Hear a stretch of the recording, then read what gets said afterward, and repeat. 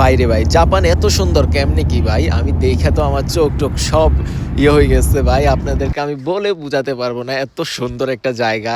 জাপানের সব জায়গা সুন্দর, বাট আওয়াজি সীমা হচ্ছে জাপানের অন্যতম একটা সৌন্দর্যের জায়গা। আজকের ট্রিপে আমরা হচ্ছে আওয়াজি সীমায় যাচ্ছি, আর এটা হচ্ছে বছর শেষের একটা অনুষ্ঠান, বোনেনকাই অনুষ্ঠান। সেটা আপনাদেরকে এখন আমি সব কিছু বলবো এই ভিডিওতে, যে আওয়াজি সীমা আমরা কেন গেছি আর কি কি করছি আওয়াজি সীমা গিয়ে, সব কিছু এই ভিডিওতে বলবো। ততক্ষণ পর্যন্ত ভিডিওটা সুন্দরভাবে দেখবেন। হ্যালো গাইজ, আসসালামু আলাইকুম, it's me Tarek Aziz and welcome to কাবুচাস ব্লগ।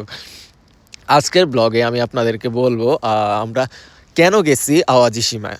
আওয়াজি সীমা যাওয়ার কারণ হচ্ছে জাপানিজদের একটা অনুষ্ঠান হয়, বোনেনকাই অনুষ্ঠান, যেটা জাপানিজরা প্রত্যেক বছরের শেষের দিকে করে।